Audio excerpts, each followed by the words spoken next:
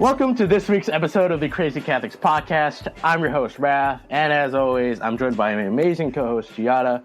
And in today's episode, we are talking about faith at Catholic institutions and our personal experiences with them. But before we get into it, let us remember that we are in the holy presence of God. In the name of the Father, the Son, and the Holy Spirit. Amen. And just like last time, we are beginning this episode with a Bible verse that correlates to our topic of Catholic institutions today. And this verse is from Isaiah.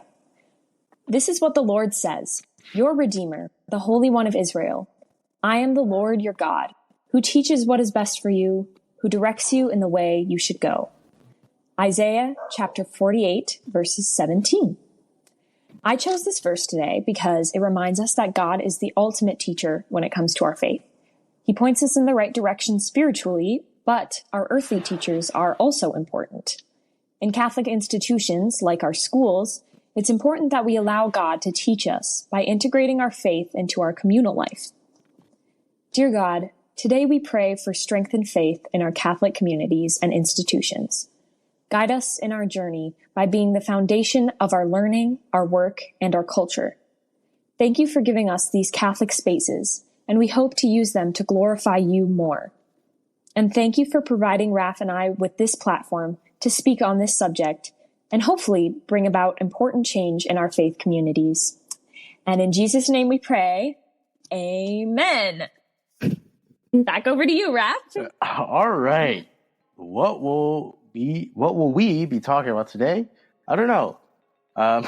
We'll be talking about the role of faith, in Catholic education, and we'll see how the curriculum integration of faith is specifically into that, and then we'll talk about the community aspect that Catholic institutions have, some challenges they face, and then, as always, we'll have our future outlook, our future predictions of how these institutions will move forward into the new era.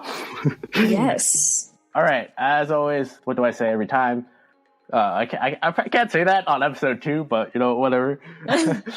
Context is key. So every time, 2 episodes. So, right.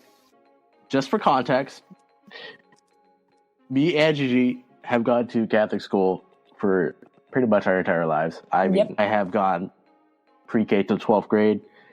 I'm obviously going, okay, that's not obvious, but I'm going to a Catholic university for college. Yes. But Gigi's still stuck in her prison. Still kicking it in high school. Still kicking it in high school. More context. Raph and I actually met in our Catholic high school. That's how we know each other. Really? Isn't that crazy? I didn't Did you know that. I didn't facts. Know that. The more you know. The more you know. The more you know. Raph was a senior this year. I was a sophomore. And so I still have half of the way to go. Yeah, and Raph is released. Yeah. I'm released. I'm released. He's free. I don't like, released is a bad word for me just because I'm a Catholic school teacher that I was taught. But yeah, we are both, let's just say we are educated in a Catholic institution. So yes. You can trust us. Yeah, we know what we're talking about. We know what we're talking about. But yeah, so our Catholic high school it is a college preparatory school. So let's just say, no offense to the other public schools around the area, let's just say some of the classes are harder in some regards than others. Yeah. But it's a fun time. Yes. You can really trust the process. There are great people there. Mm-hmm. And some that are not so great, but let's keep it on the bright side. Yes. I'm excited to go back. I'm not. I don't want to step inside that building ever again. I'm just kidding. I'll probably step in there like some random Tuesday. Yeah. And go, Raph pulls up. What's up, guys? Go up to my AP physics teacher's room. Yeah. Shout out to you. Shout out to you. You know who you are. My favorite teacher of all time. Anyway. All right. So yeah, that was our context. It's not as elaborate, but this is more of us talking about our own experiences. So when we talk about the integration of faith in the curriculum at our high school, we have a theology class requirement, right? So your freshman year, you'll take Jesus and the Christian Community, and then Bible 1, Bible 2. Your sophomore year, you'll take Church of the Paschal Mystery, and then you go to the Sacraments, and then you go to Morality. Then your junior year, you'll go into Church History, some other class, and then you can either go the CMT route your senior year, and then, or you can go senior seminary. You can go 2 routes your senior year. But yes, clearly theology is important to this school because you are taking a required class, and you don't really see theology or faith outside of that, besides like convocation, which is okay. If you guys don't know, convocation is a gathering that the student body does. I think like every other. I don't think it's every week, right? It's like every other week. Yeah, I think we did that like every other week. Most of the time, it's not very faith-based. If we do pray, it's like once the entire time. And our masses were super irregular, like maybe 2 each trimester, because we run on trimesters. And that's why we really decided to make this episode, is because there's just such a lack of Catholicism in specifically Catholic spaces, and we're like, if we have them for the reason of celebrating and developing our faith, then why aren't we doing that?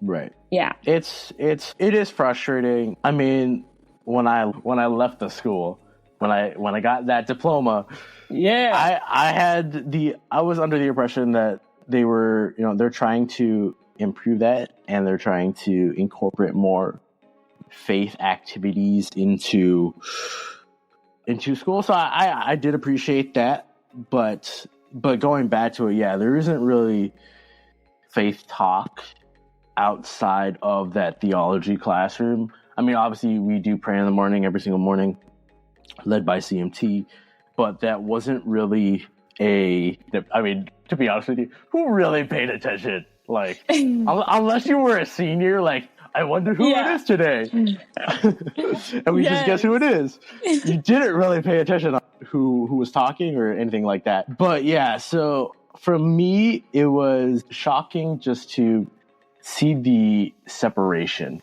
between walking out of that theology room, and it's like, okay, we're like basically, I don't want to compare it to like public school because I never went, so I don't know.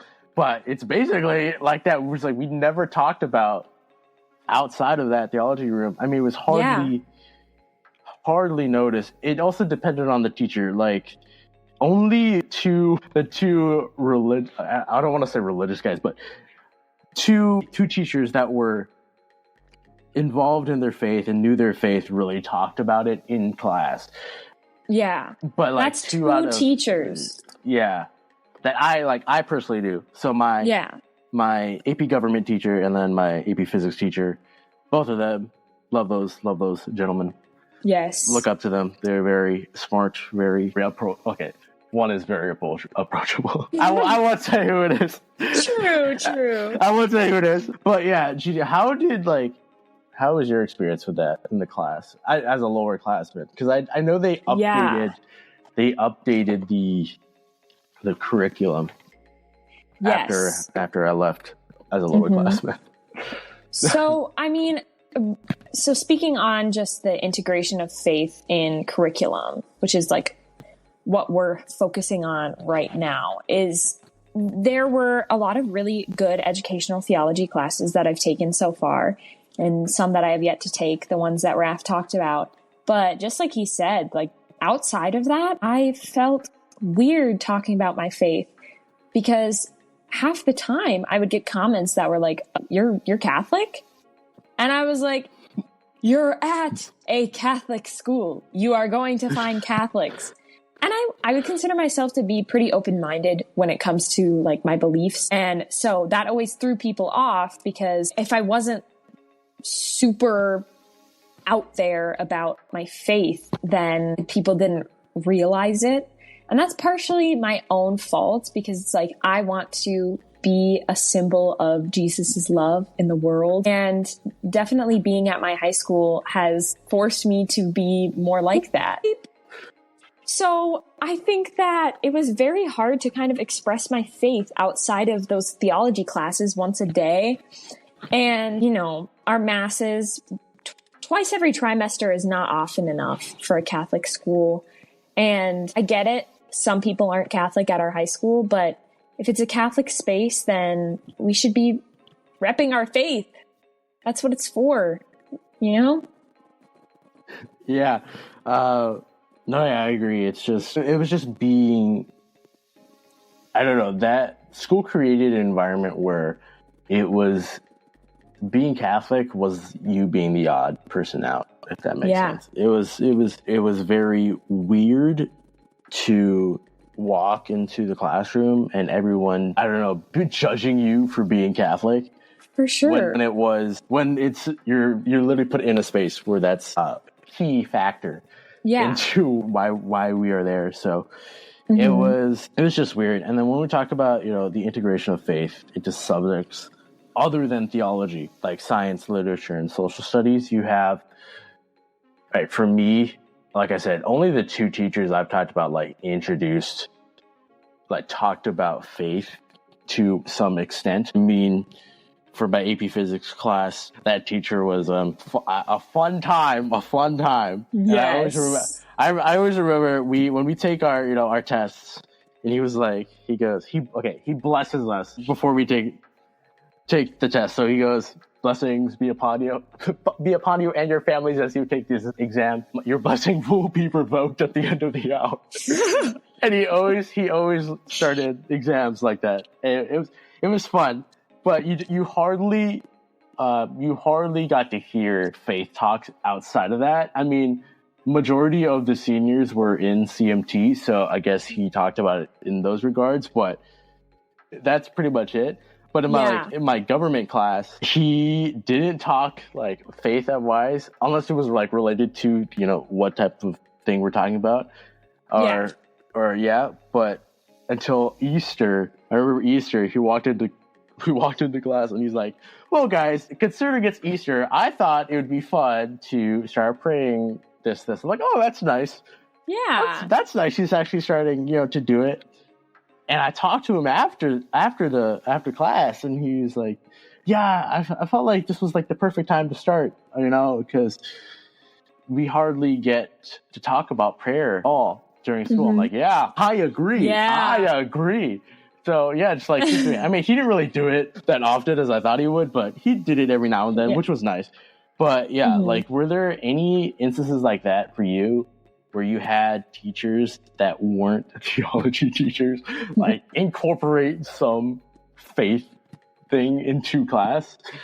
Yeah, I mean, definitely I had a few teachers who I knew were religious, or they would have crosses in their room, but it was just so overlooked. And especially coming from middle elementary school, a K through 8, that was so forward about faith. We began every single class period with prayer. And it was the center of our learning and our life at that school. It was definitely kind of a bit of a shock when I went to Catholic high school and that wasn't the focal point.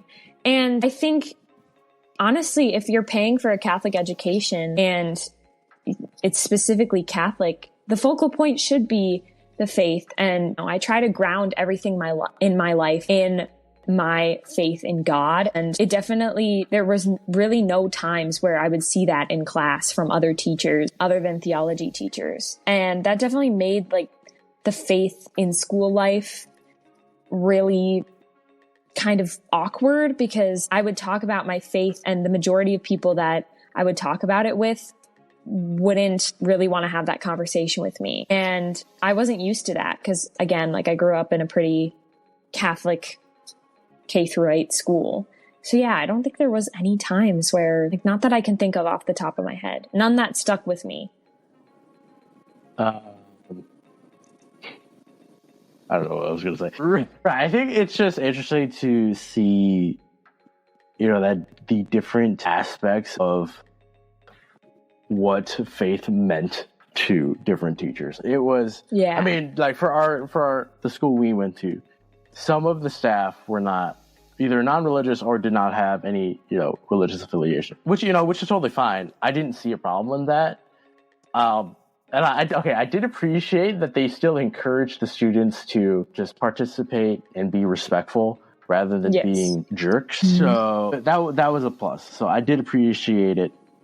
Thanks a lot, teachers. Thank you. Thank you, teachers. But yeah, it was like every day you had, I guess I should start it off this way. All right, so every day you get to school early in the morning, because we actually start earlier than a lot of public schools do.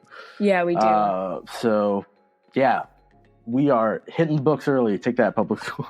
That's why it's a college prep school. That's why we are college prep, exactly. Yes. And yes, you would get to school, get to class, and then, I always remember in the schedule, it's literally first period is exactly like a minute longer. Take in consideration that we pray, which is only like 30 seconds. So we would pray in the morning, and then good morning, let us remember we're in the holy business of God.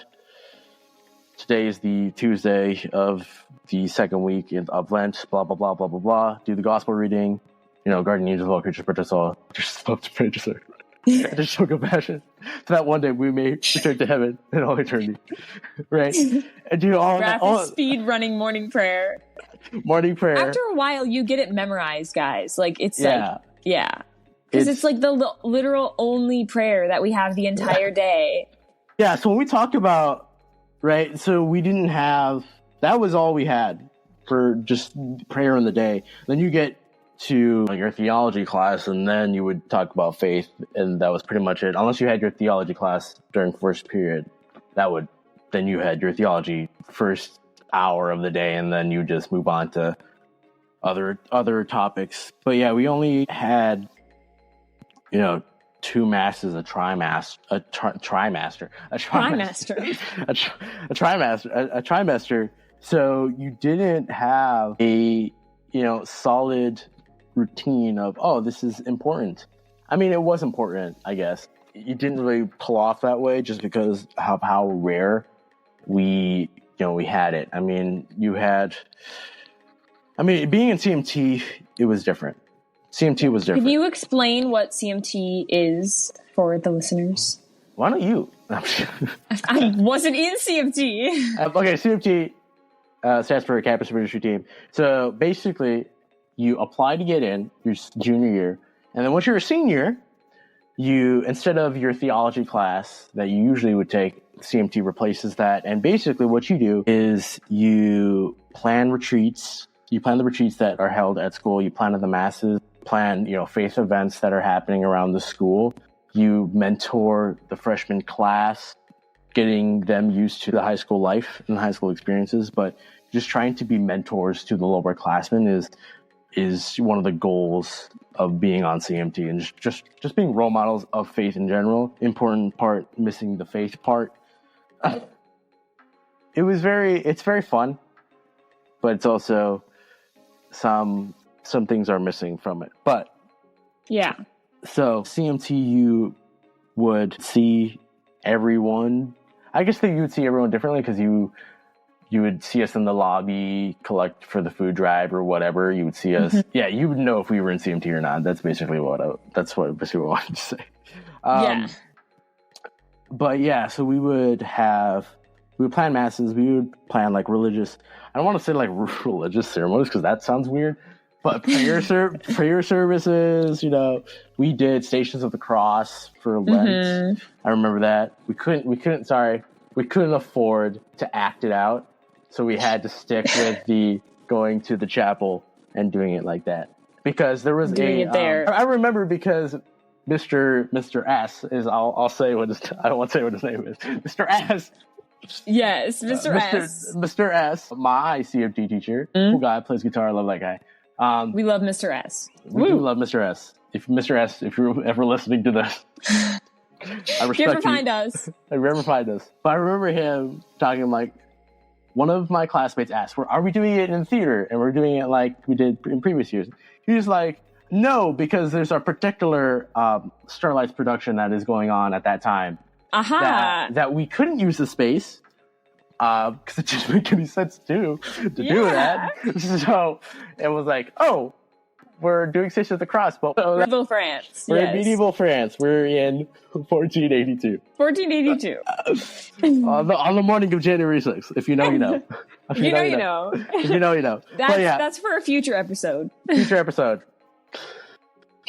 Wink, wink. All right. So when we talked about stations. Yes, we just did activities like that. We did. I know liturgy squad did. They planned more stuff than we did because that was Miss A's right hand people. Yeah, if you know what I'm talking about. But yeah, that's pretty much it. I mean, you did have like community service that was required, so we did have a service requirement. It's 15 years. 15 years is wild. Guys, 15 years of service. 15 years of service. That's basically me. I did serve a community for 15 years. Yes. 15 hours for a freshman. It boosts up to 20. And then you do get awards. Oh, I should say this. You do have to get a service award to be on CMT. So yeah. If you are a lower classman listening to this podcast for some reason, get that service award. Get that blue or gold award your freshman and sophomore years. Yeah. Oh, sorry. Your freshman, you should do it your freshman year, honestly, just because you don't want to do it your sophomore year because it's in the butt. But yeah, so it is required for you to get on CMT. I think the activities I did have included, hey, you can do this. With the group activity has service hours itself. So you counted that as service hours. I mean, I predominantly serve my church. I mean, I'm in the choir, so repping that fine arts, fine arts. But I did get hours. I did get hours for actually playing the mass. I was like, Mr. S, can I get service hours for the rehearsal? Because the rehearsal was like 3 hours long. Because we need that high level type stuff. Yeah. So, and he's like, sure, why not? So I got over the summer, I have 45 hours loaded up already. Holy crap. And then just type that into mobile serve, submit that stuff, and I'm already done for the year, you know what I'm saying? Wait, on top of that, I automatically already get the blue award because you double the amount of hours. So yeah, remember blue, I think blue is 45 and then gold is 60. Gold is 60. Yeah. Gold is 60. Yeah, 60 hours, guys. Just imagine that. Wild. But yeah. I did it. Did you? Yeah, I did. You got a gold award? Freshman year. Woo! Not sophomore year? Yeah, I was questioning. I was questioning Too why busy. I was questioning why your name wasn't on that list. I had 1 hour less than a blue award, but I got it all done freshman year because it's I knew sophomore year I'd be hella busy. Okay. Yeah. That makes sense. Man, that 1 hour cut you deep. You could, I know, and I love service. Honestly, service was the one thing in our school that really was pushed that was faith related. Service just gives me such a sense of purpose because you're helping someone else, and just to see that joy that comes from other people is great. And so that was something that our school does super well. So yeah, community service is a great practice that they have, and faith life and culture. And then, our school traditions. Mass. It's called All School Service Day, guys. And if you put 2 and 2 together, it's a very weird acronym. They changed it, though. They changed it. It's just School Service Day now. All School Service Day is crazy. Oh, man. You used to get a shirt. Every year. And I'm like, they canceled it our freshman year. I'm like, oh, are we getting a shirt this year? I'm like, nah, I don't think so. I'm like, nah. We just got robbed. And then they didn't do it anymore. Because I always remember my brother would always come home with a shirt. I know this one specifically. It said AHA stars on the front. On the back, it's we is greater than me.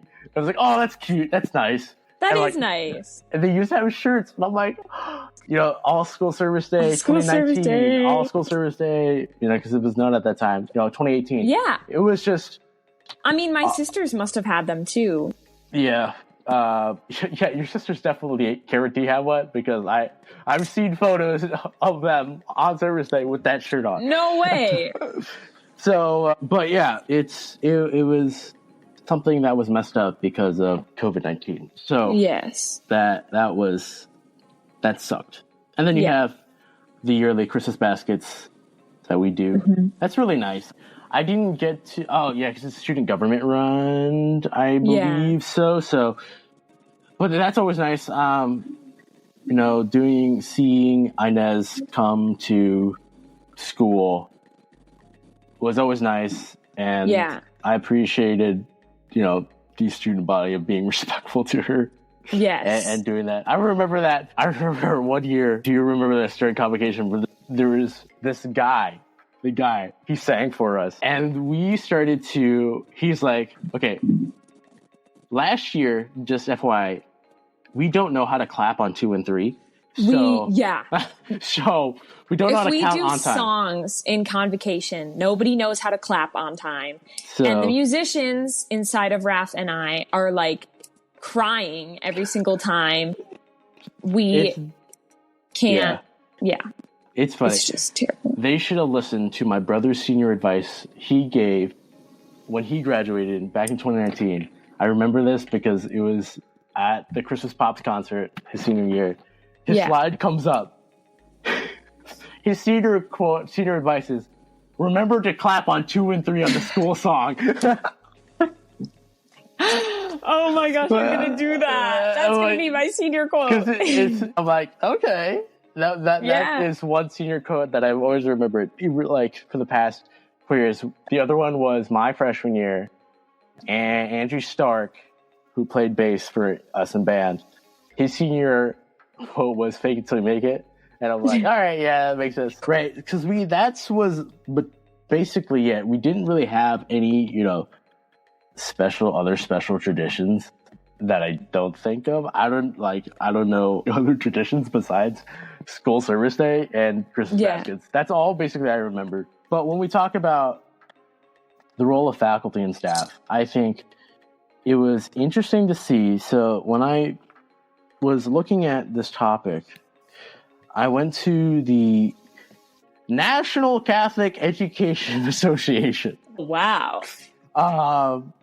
So they had some really interesting stuff. So I was interested to see, right? So this data is pulled from them, and this is overall all high school across the nation. So 16% of staff at Catholic schools are not Catholic, 21% of students are not Catholic, and then 12% of staff are either non-religious or does not have a religious affiliation. Yeah. I mean, when you look at that, that's like, it's not as bad, right? I think it gives the opportunity for outside minds to, give those institutions a wider perspective. Mm-hmm. So that's not really a bad thing. That 21% of students being non-Catholic is concerning, just because it is increasing every single year. Yeah. And I definitely think it's more than 21 at our school because that's just an average. Yeah. It's like 33 to 50%. 50%. 50% is a bit much, but it's probably 50%. It's probably 50% or higher. It's higher. Unfortunately, it's sad. Yeah. It's sad. But yeah, like, I think when we look at the teachers at our school, it is very well staffed, I would say so. Right. Yeah. Just like disregarding the faith part, they are smart people that are really good, great people, are good teachers in general. And they're really understanding, but it's kind of difficult to see how this is a Catholic school when you're going to teachers that don't talk about faith like at all, unless you're doing to a theology teacher. Right. Yeah. When I was a freshman, there was like no teacher talked about their faith unless it was a theology teacher, because, that wasn't their criteria, and they didn't like sharing, which I didn't understand. They are supportive of their students and they really try to understand them and see what they're going through. But it's always kind of disappointing to see how dislodged it is between whatever subject they're teaching in faith. Because some teachers were involved in their faith, like Mr. V. Mr. V, Mr. VDH. Mr. If you don't know who Mr. M is, We love Mr. M. But yeah, so like I remember, my favorite theology teachers from our school has got to be, Mr. S, obviously. Oh man, what a guy! And then self-proclaimed Mr. M. Both of them are very smart in that sense. They were great teachers. They are great teachers. They really understand the faith. One of them is traditional, and one of them is this is how it is in reality. I'm not going to sugarcoat it for you. This is what it is. This is what it is, which I did appreciate from Mr. S. It was very fun to see. He gave us the real talk. Right? But when the role models at school, right? You look at the faculty and staff, and you say, this is a good example of how you should act and how you should hold yourself to, right? For me, those role models are Mr. V, the other Mr. V. Two Mr. V's. I think my favorite teachers always start with a V. So, but yeah, what are some role models for you that you looked and talked to at our institution? Yeah. Well, faith role models, the same ones that you listed, because those were the ones who were like most open and out about their faith. Right. And that kind of gets to the point that I wanted to bring up, that like these teachers in Catholic schools or leaders in Catholic institutions and Catholic spaces, they are the face of the faith culture and faith life at the institution. And if they're not openly talking about their faith, then students are not going to be as inclined to do so. And I think, having teachers who kind of don't really care about these religious experiences that we have in school makes it more uncommon to see students being out and open about their faith and their faith journey. And so I think it's really important to have teachers who are sharing about faith and talking about it in the classroom, because at the end of the day, that is part of a teacher's job at a Catholic school, is to foster that Catholic faith. But non-religious teachers can also be incredible role models in a lot of other ways. I think there's another my AP psychology teacher. He has taught me a lot about just religion and sociology and human beings and the human mind so much. And definitely I'm a theology nerd. That's why I'm doing this podcast.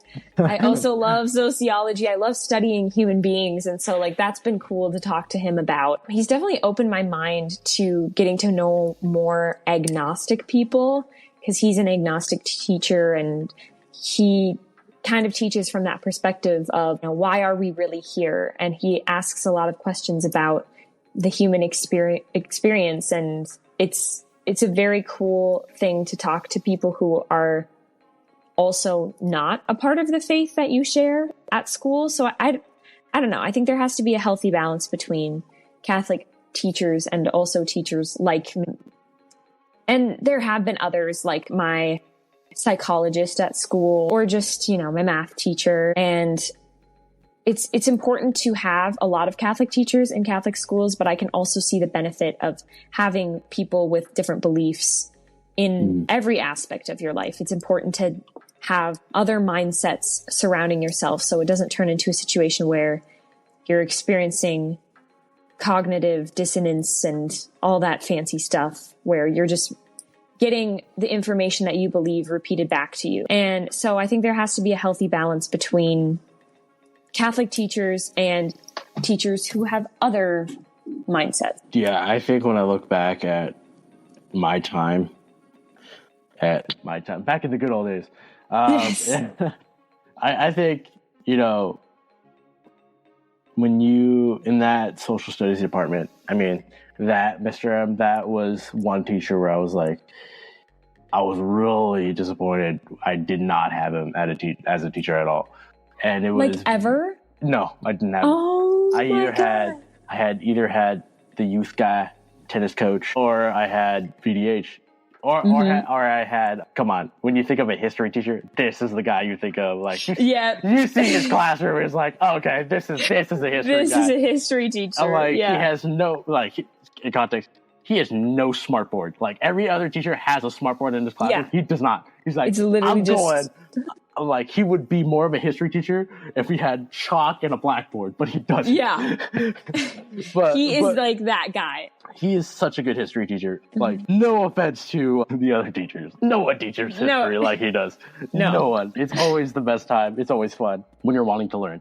But like you said, right, you want to have a good mix of, religious teachers and non-religious teachers. It gives you that perspective that not everyone sees. And then when you look at, the support systems, I mean, yes, you had the mental health, the counselors and stuff like that. You didn't really have spiritual sense. I mean, yeah, we had, we have our own chaplain, but he's not there like basically majority of the time. Yeah. Because he's serving other parishes. But yeah, you didn't really have, solidified person to be that spiritual rock that you could lean on if you needed to, unless you asked a teacher specifically, like, hey, what's your, if you actually got to know a teacher or something like that, right? So when we talk about the systems available at school, it wasn't, let's just say spirituality wasn't as important, I would say, or as advertised as other systems were, such as mental health. But I think you look at Catholic school in general, and that really surprises you because you should expect to see those things in that institution, but you really don't. And then that's just because you're going into that modern society of you have to adjust to what the world, you have to evolve around the world. So you have to go into certain areas where you're not confident in, and this, create challenges for you, right? You have, secular influences that are influencing your students and your teachers that disrupt what you're truly trying to, promote.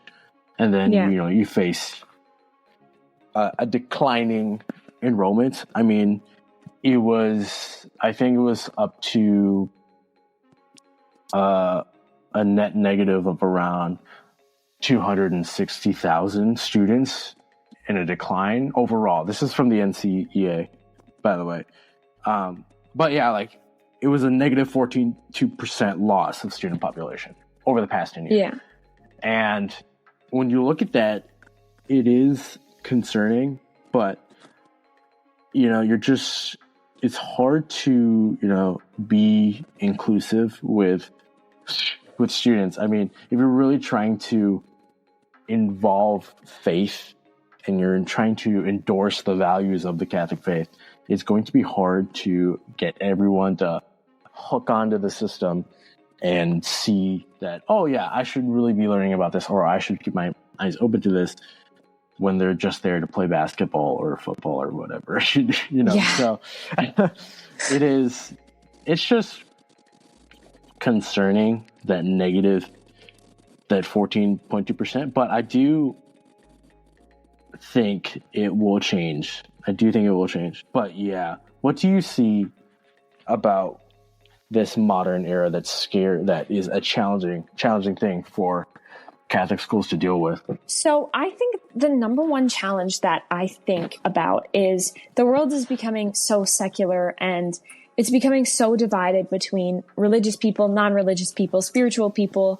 Like, there is just so much religious division right now. There always has been, but I see it happening now a lot more. And people have so much prejudice towards people who disagree with them. The Catholics hate the atheists, and it goes the other way around. And I think that that's definitely a problem that we're having in Catholic schools, is that there's such a diversity of belief, and a lot of times no one can get along, and you want to please everybody. So you just kind of remove faith and religion from the conversation entirely. And that is not how to do it. If you are running a Catholic school, make it Catholic, but make the conversation respectful and honest and open for nuance. And inclusivity is important, but we have to balance that with our Catholic identity as a Catholic school.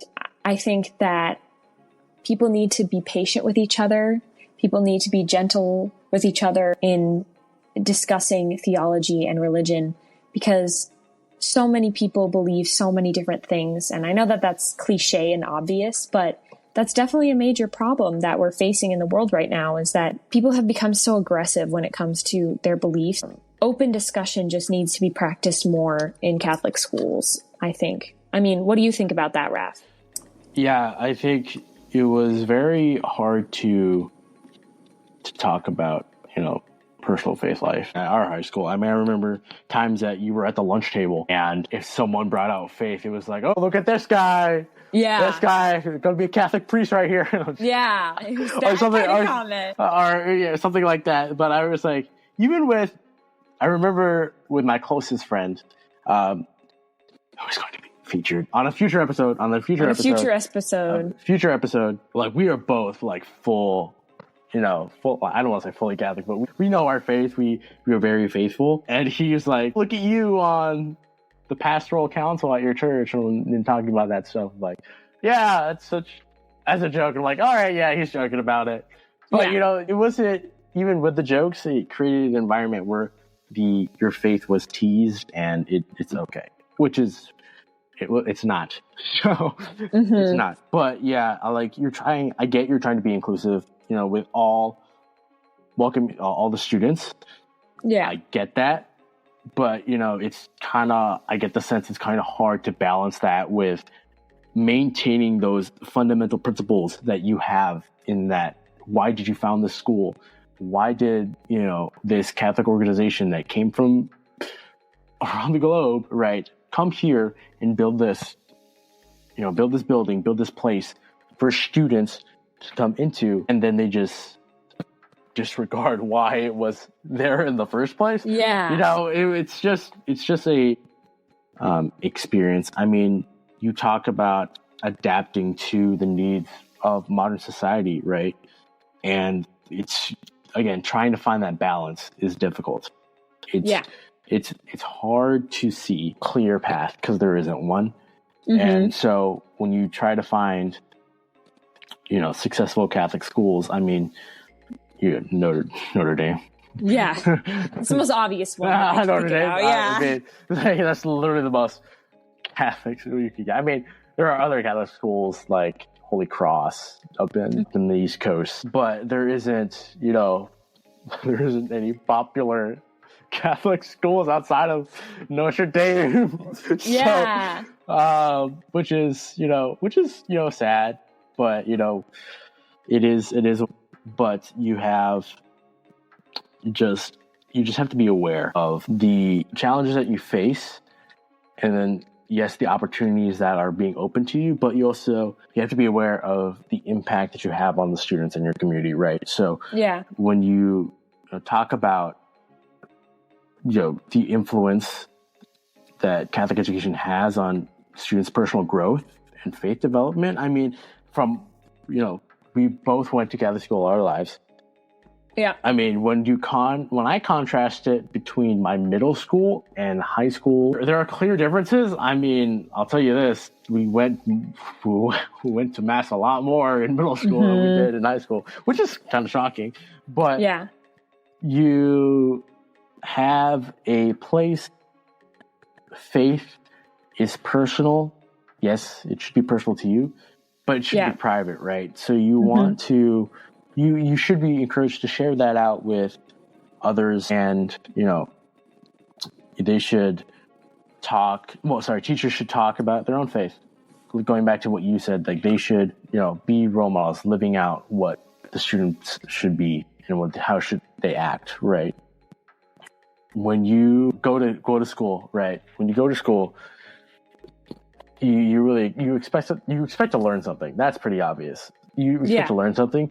You want to meet your friends, but you add that third factor in of what does faith mean, and how does that faith apply to me? Yeah. And I think it's always been a goal for the administration to have CMT or some group of people that the lower classmen look up to. Because I remember this year we had Miss, I don't remember her name is, but a PE teacher, walk into the room and say, "Hey guys, we need to do this for the lower classmen." I think it was for the freshman class. The anti-bullying, cyberbullying stuff. Yeah. I remember that her saying, "Hey, we should give them this talk." Don't know who gave it.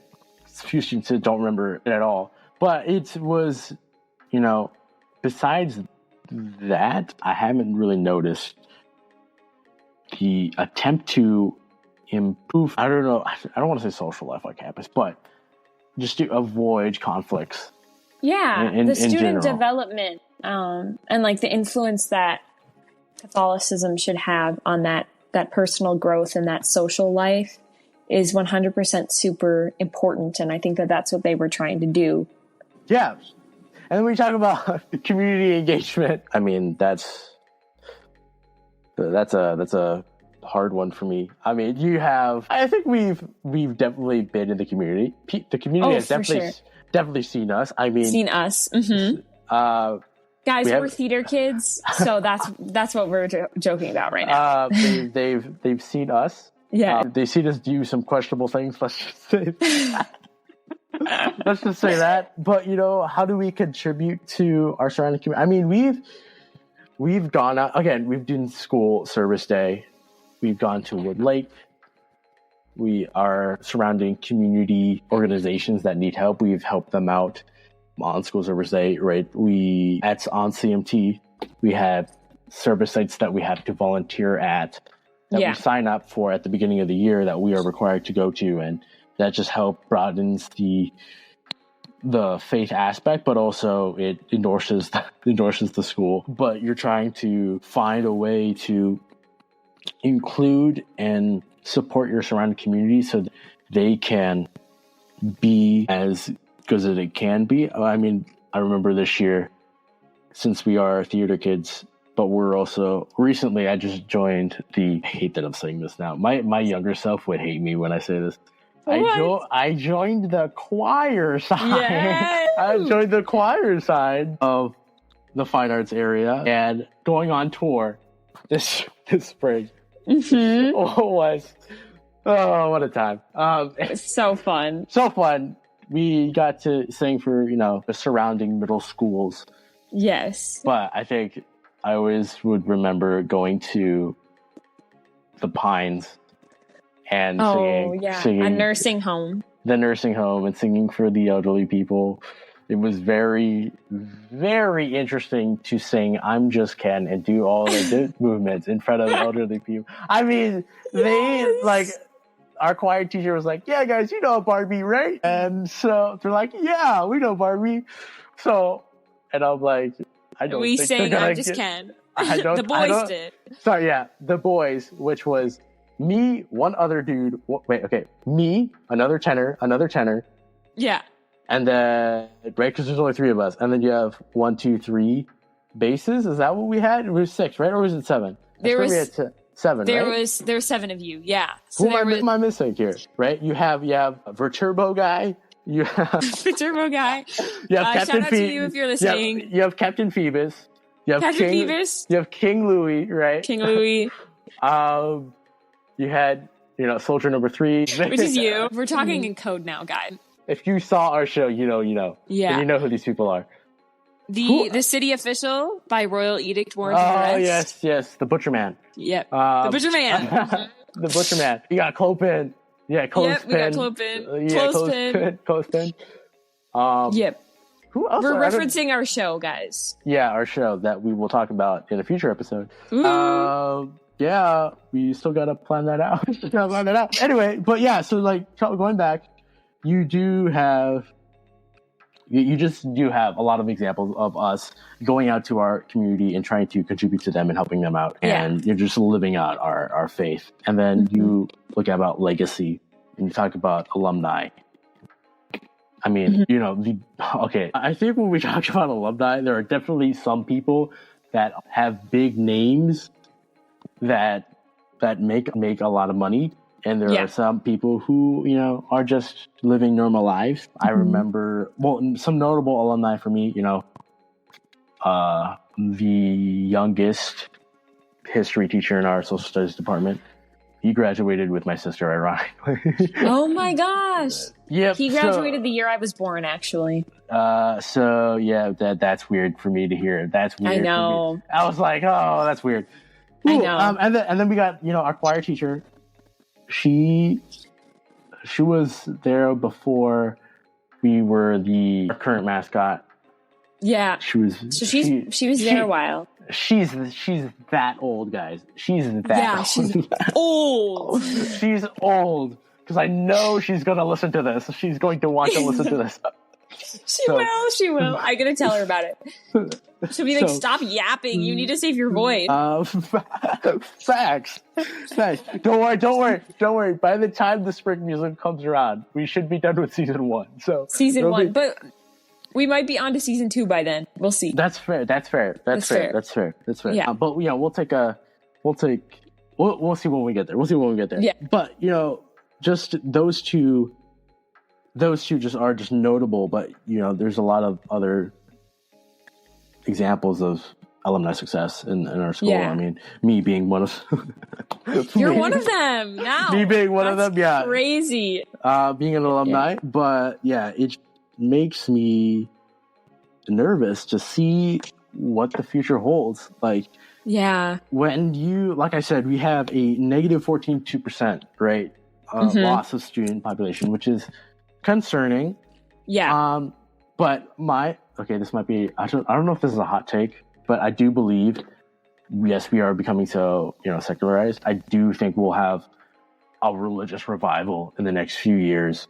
I pray. And we are slowly going to increase the amount of faith and dedicated members of the church and some more religious organizations in the near future, and that would increase the student enrollment, and hopefully the staff are better prepared to share their own faith around them. I really think it is.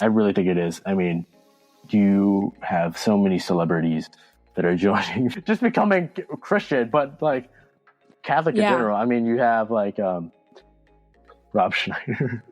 Shit, I'm only shouting him out because he's Filipino. He's part Filipino. So yes. But yeah, you have a lot of converts. I mean, you got the Just Do It guy, Shia LaBeouf. Which guy? Oh, Shia LaBeouf reverted? You didn't know that? He converted to Catholicism. Oh my gosh. Okay, that's awesome. You did? Okay. Apparently, Gigi is learning this too. I am learning a lot today, guys. But yeah, Shia LaBeouf did convert to Catholicism. That was a big one. That's really cool. I'm really surprised you didn't really hear about that. But gotta represent Bishop Barron. Bishop Barron helped convert that guy, man. Bishop Barron, man. We love you, man. That's awesome. But yeah, so just keeping up with the modern times, but just trying to.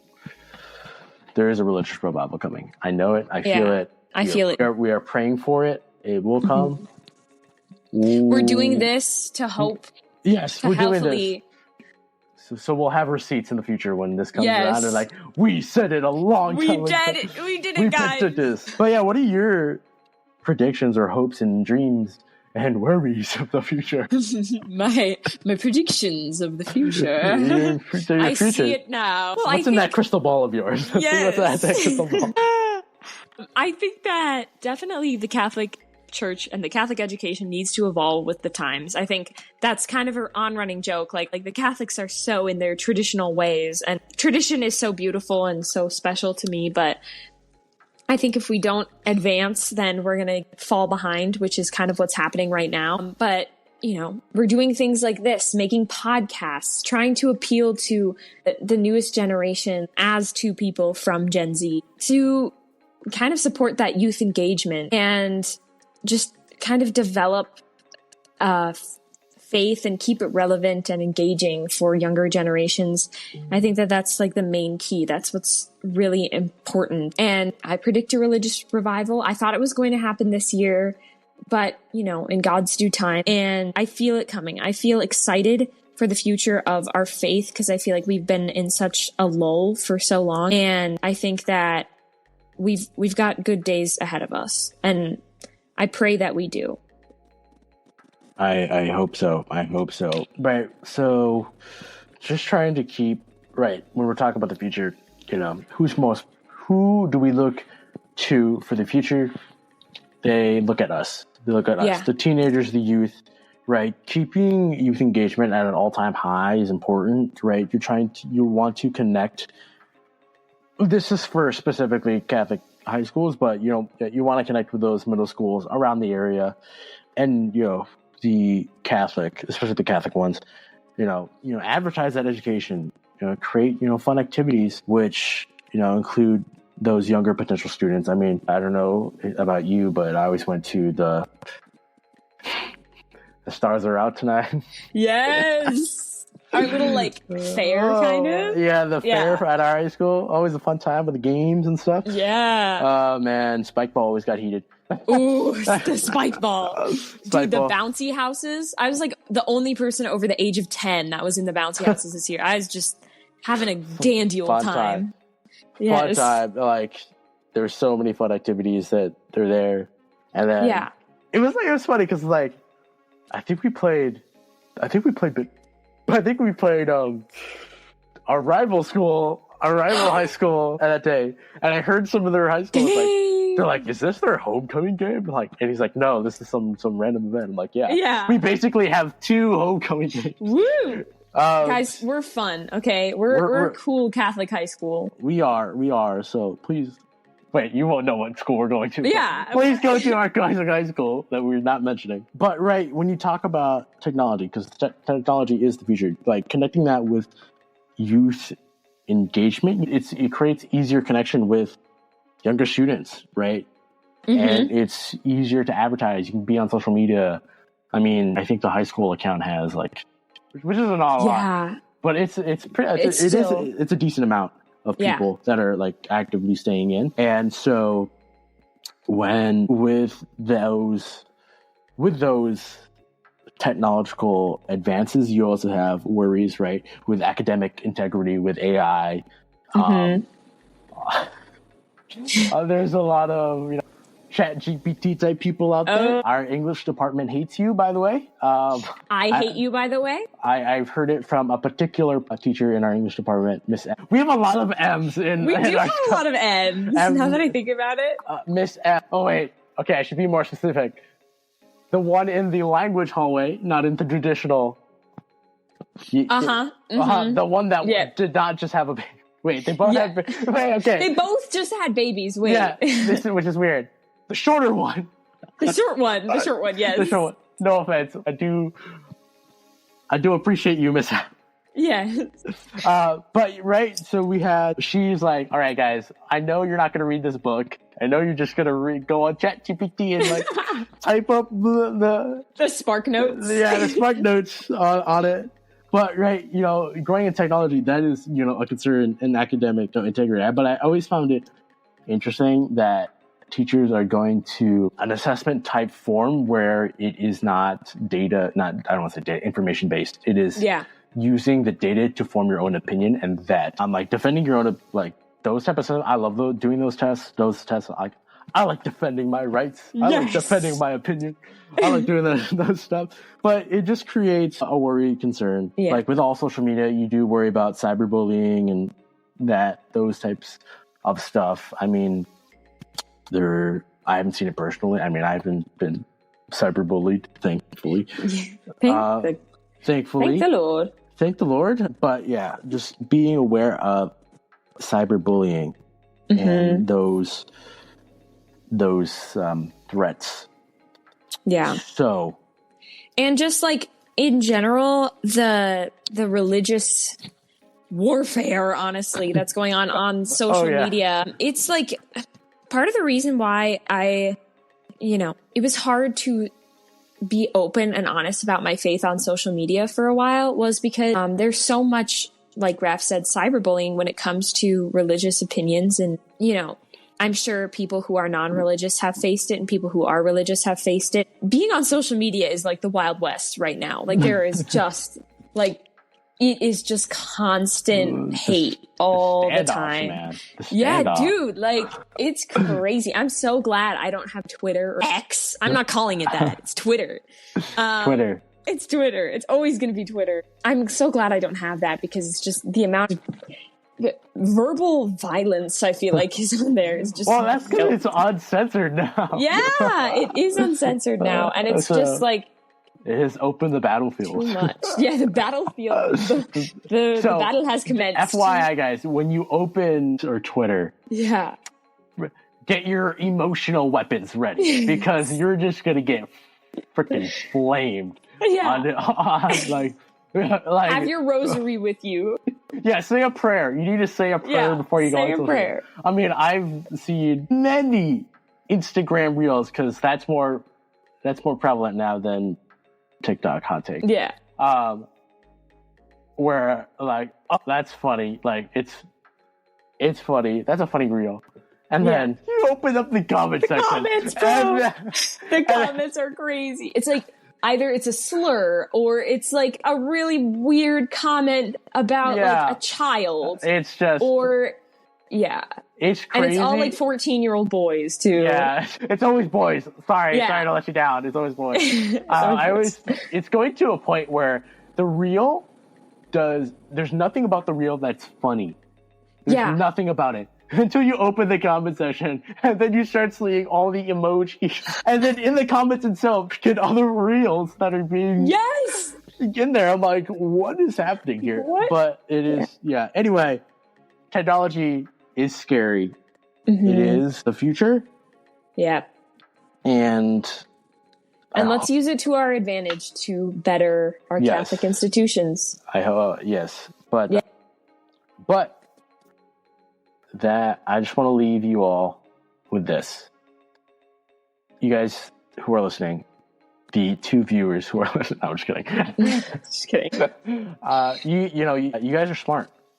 You guys are people who have the opportunity to evangelize about faith and make faith important in your life and thus be an example for other people to talk about faith. And despite whether you go to Catholic school or not, you always have that opportunity, right? First Amendment rights. So you always have the opportunity to speak your mind. And I get it. It is hard sometimes. It's just hard. No one likes to speak in public saying, I love my faith, so come join me or something like that. But just be smart. We are praying for you. We do pray for you guys. So just keep that in mind. Yeah. And like I always say, guys, if it all goes to hell, we go to heaven. Oh my gosh. Damn right. All right. So keep your hopes up, guys. And, just keep having faith, keep praying. You have nothing to fear but the Lord himself. So I have hope for our Catholic institutions and it's going to be wonderful. I see a bright future. I hope so. Yeah, me too. And I think that's it for this episode of the Crazy Catholics podcast, everyone. Today, we covered the importance of nurturing faith in Catholic institutions and how to incorporate faith in public setting. And as always, Raph and I are very excited to share our thoughts with you. And so make sure to join us for our future episode. Thank you for listening to this week's episode of the Crazy Catholics podcast. We really do appreciate your support. Please be sure to follow us on YouTube, Instagram, Apple Podcasts, Spotify. So basically everywhere. At Crazy Catholics Podcast. And be sure to tune in to next week's episode of Music and the Devil, the evolution of pop culture music. As always, I'm your host, Raph, joined by my amazing co-host, Gianna. We hope you have a wonderful rest of your day. And remember to walk by faith. Bye!